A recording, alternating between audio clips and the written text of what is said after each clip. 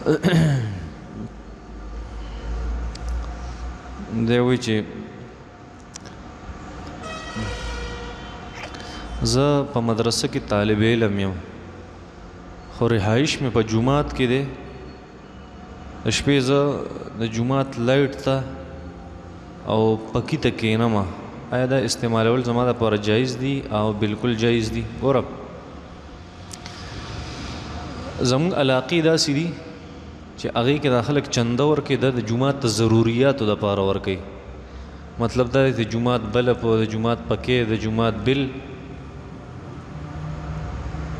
دا چې چلیږي دا به زموږ په دې پیسو چلیږي د جومات اوبه دا به خلک استعمالوي نو څوک پې د مونځ دپاره استعمالوي څوک پې تلاوت دپاره استعمالوي او طالب علمان هغه په جومات کې اوسیږي نه چې تا پرېښي دي دې خبرې ته چې دي اوسیږي نو بیا دا اجازت هم زموږ خلک ورکوي چې دی پکې هم استعمالولی شي او بله هم استعمالولی شي د خپل سټډي دپاره دا یو مشهوره خبره ده چې د یو علاقې خلک په هغې کې داسې متعارف وي نو داسې کول جایز دي که د یو علاقې خلک داسې دي چې هغه وایي چې صرف د مونځ دپاره مونږ دا پیسې ورکړي نو بیا پې بل هېڅ څه نه کېږي لاندې به د تلاوت هم نه کې کینې به ترې نه د هغه بله په پکي لاندې د تلاوت دپاره البته دا خلک چې د لاندې خوبونه کوي طالب علمان نه ځکه طالب علمانو ته خو اجازت دی او دا خلک چې د خوبونه کوي راځي نو یو سړی په دې نیت باندې پیسې دلته نه ورکوي چېرې دا به زه دې دپاره ورکوم چې دا خلک به لاندې دې نه خوبونه کوي دې دپاره څوک نه ورکوي دا متعارف نه ده په مونږ کې دا خبره دا متعارف ته دا خبره مشهوره ده په مونږ کې چې خلک ته لاندې تلاوت هم کولی شي پکې او د بلب ته لاندې کېناستی شي ذکر اذکار هم ته کولی شي مراقبه هم کولی شي ماشومان ته لاندې سبق هم ویلی شي دا جایز دي ښه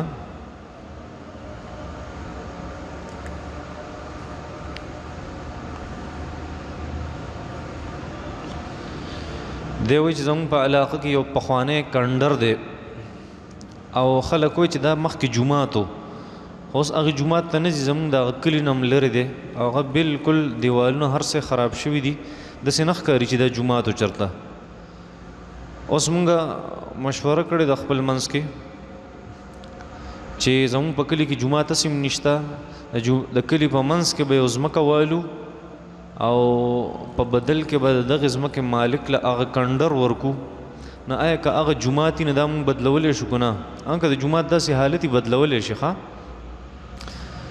جومات چې کوم ځای کې جوړ شو خلکو به کې مونځ وکړو په جمع باندې بس دا به د قیامت ته ورځې پورې جومات وي که چېرته د دې نه داسې کنډر جوړ شوی چې پته یې نه لګېده چې دا جومات دی یا بل څه دی داسې حالت ته رسېدلی و نو د هغې جومات ځمکه بیا بدلولی شي هېڅ نقصان پکې نشته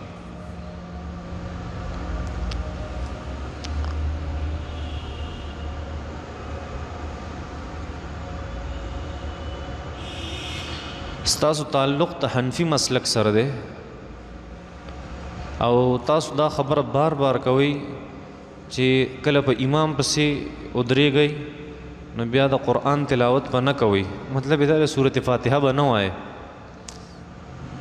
خو د هغې سره تاسو دا خبره هم کوئ که د ساري مانځله څوک راشي او جمع ولاړئ نو که آخري قاعده د هغې د فوت کېدو خطر نه وي چېرته نو سنت دې وکړي نو دا څنګه چل یو طرف ته تاسو وایئ چې امام قرأت کوي تاسو به قرأت نه کوئ او بل طرف ته امام هم لګیا دی قرأت کوي تاسو په سنتو کې ځان هم لګیا دی قرأت کوئ نه نه داسې خبره نشته زمونږ مذهب دا دی چې سنت په کور کې پکار دي سنت په کور کې پکار دي او مانځله به چېرته راځي جومات نفل په کور کې پکار دي سنت نفلی مستحب عبادت په کور کې پکار دی او فرض عبادت په جومات کې پکار دی نو مونږ خو چاته دا نه دی ویلي چې سنت په جومات کې کوئ خو دا یو مسله ده چې سړی کور کې سنت نه کړي او جومات ته راغی دا مسله غلطه اورېدلې مسله زموږ دا ده که سنت یې چېرته نه وکړي راغی جومات ته او د سحر مونځو نو که بیا ته آخري قاعده نتله چېرته هغې را لاندې کولی شوه د امام سره نو بیا به په داسې ځای کې ودرېږي یو طرف ته د جومات چې د امام قرائت نه اوري د امام تلاوت نه اوري او هلته به خپل سنتو کې بیا به راشي امام سره په مانځه کې شریک شي دا زموږ مسله دا زموږ مسله نه ده چې امام هم قرات کوي ته پسې شاته ولاړې ته به خپل باجه به غږوي امام به خپله باجه غږوي داسې نه ده.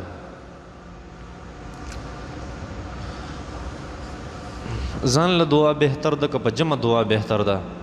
که په جمع مونږ دعا کوو نو شاته هغه خلک چې رکات دوه چې شوي دي نو هغوی ته به بیا په مانځه کې تکلیف وي.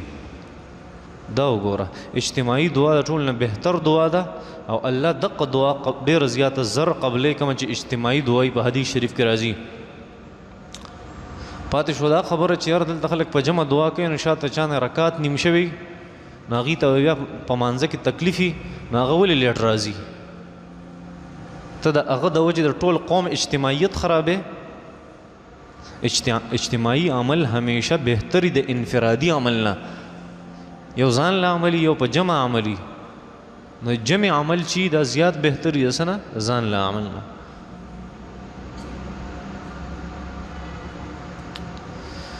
زموږ په کلي کې یو مدرسه جوړیږي د تعمیر کار پکې شروع دی. په هغې کې موږ د زکات پیسې ورکولی شو که نه نشو ورکولی. په جومات او مدرسه باندې زکات نه کیږي.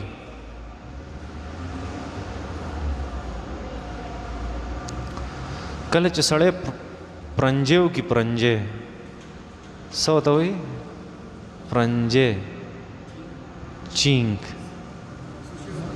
تروشې بل اپرنجې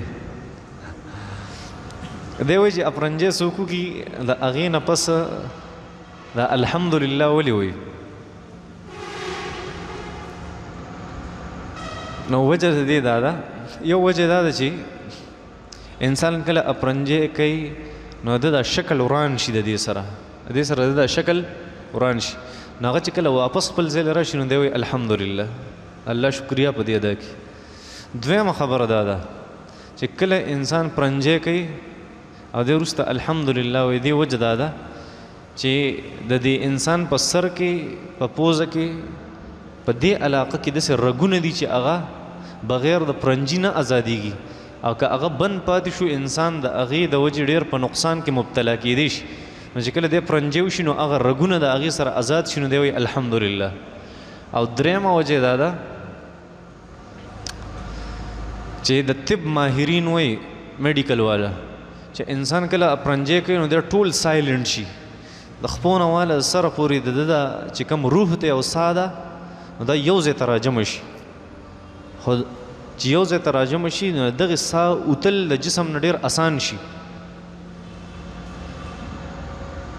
نو چې دی کله پرنجې کوي نو د سره دا الله جل شانو احسان وکړي چې په دغې وخت کې مړ نه کړي او ساه ترې وانهلي روح ترې ونه ځي نو چې واپس روح خپل جسم ته واپس شي نو دی وایي الحمدلله.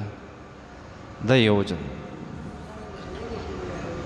جی چې څوک وایي الحمدلله چا پرنجې کړي نو اول به ورته څه وایي یرحمک الله او بیا به دی ورته څه وایي یهدیکم الله ویصلح بالکم. داسې دا طریقه د نبی کریم صلی الله علیه وسلم. دی وایي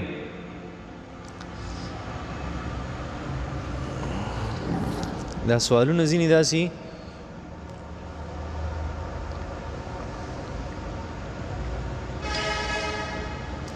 چې گویا ته به وایي چې مضبوط اعتراض چا کړی. دی وایي چې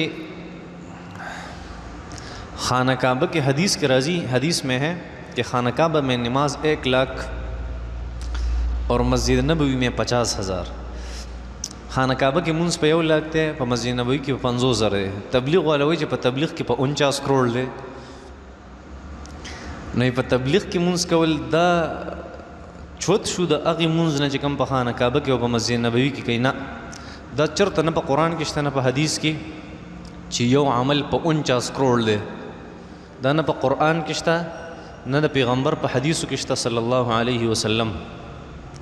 دا تبلیغ والا داسې کار کړی دی چې مختلف روایتونه را جمع کړي مختلف روایتونه حدیث را جمع کړي او هغې له خپل منځ کې ضرب ورکړی ضرب او ضرب نه چې سره راغلي نو د هغې نه 49 کروڑ جوړ کړی نو په تبلیغ کې څوک یو عملو کې په 49 کروڑ دی.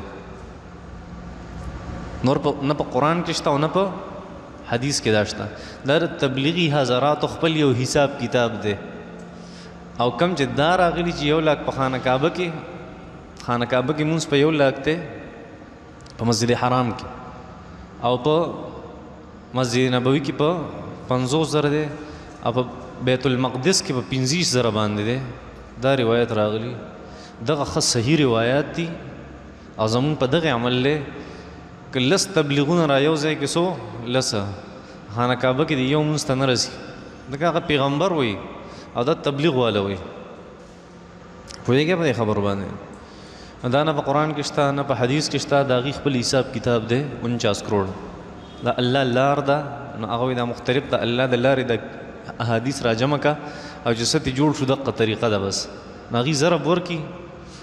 اوس اول خو دا حساب ټیک نه دی، او که دا حساب ټیک شي نو بیت الله ته چې سړی لاړ شي نو دا د الله په لاره کېږي که نه؟ د الله په لاره کېږي که نه؟ نو بیا به د 1 لاک له په 49 کروڑ کې بیا ضرب ورکړي. نو چا وګټله؟ بیت الله وګټله. صحیح ده؟ ځکه هغه هم د الله لار ده. نو بیت الله ته چېرته د یو ځای مونځ رسېدی شي، او مسجد نبوي ته چېرته رسېدی شي، بیت المقدس ته چېرته رسېدی شي.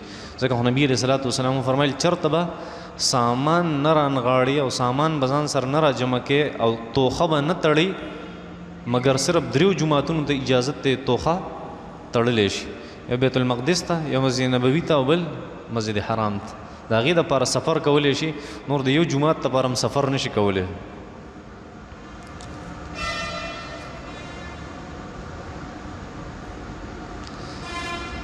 که چاله چېرته جنازه نه ورځي، د جنازې مونځ له نه ورځي، او هغه چې د امام په نیت مې نیت دی او خاموشه ولاړي، نو جنازه کولی شي که نه شي کولی؟ کولی شي، صرف الله اکبر خو ورځي که نه؟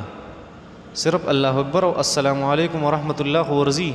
صرف دغه دی وایي. دا دننه دعاګانې چې پکې کمې دي، سبحانک اللهم صل اللهم اغفر لی حینا و میتنا، دا مسنون دی، سنت دی.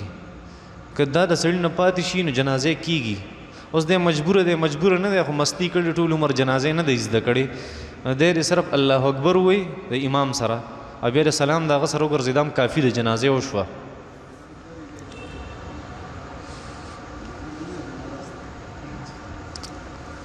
دې ته مس وایي، مس چې مستی کړي ټول عمر بیا به خود جنازه نه ورځي. دلته زما واړه واړه شاګردان دي او 2 3 کاله عمر یې نه دی او خبرې وله نه ورځي او جنازه وله ورځي.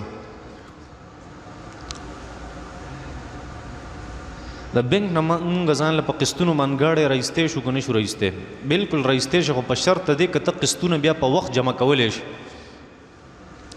د بینک نه په قسطونو ګاډی راغستی شي، خو په شرط دی چې قسطونه په وخت باندې جمع کولی شي. ګینې ناروا او ناجایز دي، ځکه که ټایم اوړي هغې تا پسې سود سټارټ کوي. بیا قسطونو باندې څیز اخیستل جایز دي. ښه،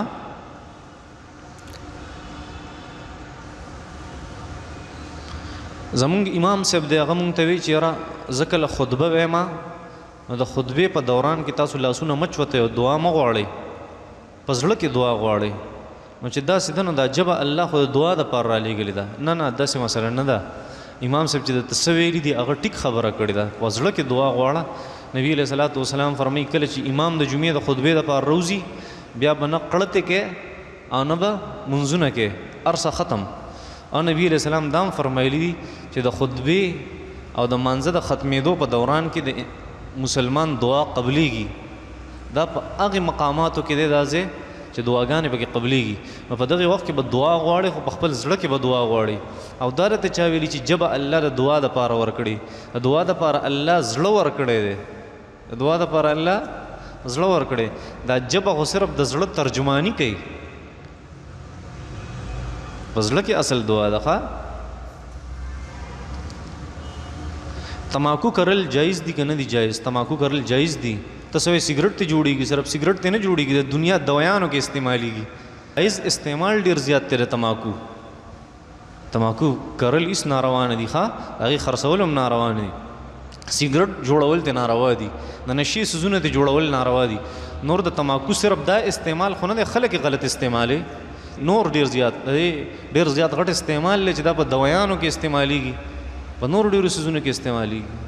داسې نه ده. ښه، د کوم څیز چې روا او ناروا دواړه استعمالونه یي، روا استعمال هم دی یو څیز او ناروا استعمال هم دی یو څیز. د هغې خرڅول اغوستل بالکل جایز دي. بیا به بل ورځ دا مې چېرې د انګور او کجوري خرڅېږي دا هم ناروا دي، ځکه دې نه شراب جوړېږي. نه خلک بیا د شرابو دپاره استعمالي، زموږ د هغې سره څه کار دی. بیا د موبایل اغوستل خرڅول هم حرام دي، ناروا دي. ولې غلط نه استعمالوي؟ نو خلک به استعمالي، موږ خو یې ټکي استعمالو. د کوم یو څیز چې صحیح استعمال وي او غلط استعمال وي د هغې اغوستل خرڅول جایز دي. پوهېږي؟ د هغې غلط استعمال ناروايي صرف. جی وایه که چا سوال وي. ښه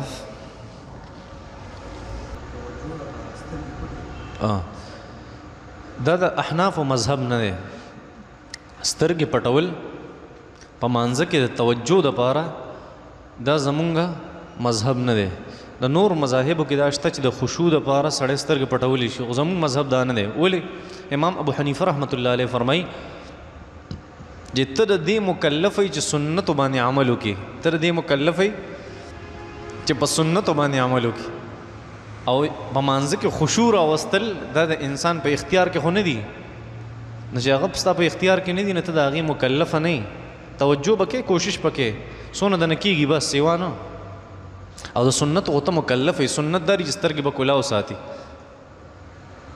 نو په دې تا ته ثواب ملاویږي، په دې تا ته ثواب نه ملاویږي چې ته سترګې پټې کړې. صحیح ده؟ حاجي امداد الله مهاجر مکی رحمت الله علیه هغه یو سړی ول راغی، خپل مرید و، وایي جی ما خوب لیدلی دی چې مال الله جنت را کړی، خو جنت کې چې زما کومه حوره ده، حوره په سترګو ړنده ده. حاجي امداد الله صاحب ورته وایي په مانځه کې خو دې سترګې نه وې پټې کړې، یا پټې کړې مې وې. الله جل شانو فرمایي دا مکروه اعمال مه کوه په مانځه کې، سترګې به نه پټې په مانځه. سترګې غړول سنت دي، او خشوع په مانځه کې راوستل د دې انسان مکلف نه دی. صحیح ده؟ سترګې به نه پټې په مونځ کې. جی ها ایری شي ته مکمل ته ایری شي نو بیا دی هېڅ ګناه پې نشته. ایر د انسان طبیعت ته اکثر ته یو څیز ایر شي، دله دونه غفلت نه دی په کار چې دنه خپل سجدې ایریږي. البته که دنه هېرې شوې الله جل شانو په دې نه رانیسي. ښه نبی علیہ السلام فرمایي رفع عن امتی الخطأ والنسیان، زما د امت نه خطا او هیر دا الله معاف کړي دي ورته. جی پناسته مونځ کوي، که څه عذر ورته بیا کولی شي. یعنې پناسته نفل مونځ پناسته جایز دی، نفل مونځ پناسته جایز دی. ثواب ورته نیم ملاویږي، ثواب ورته نیم ملاویږي. هر چې فرض مونځ دی، کم مونځ؟ فرض مونځ. دې دپاره قیام فرض دی. تاسو ویلي قیام، قرائت، رکوع، سجده، اخري قاعده څیزونه څه دي؟ دا فرض دي. نو ولاړه د فرض مونځ کې دا فرض ده، که ویې نه کړه مونځ یې نه کېږي. که معذوره وي، خپې خوږې ودرېدی نه شي، بیا هېڅ نقصان نشته.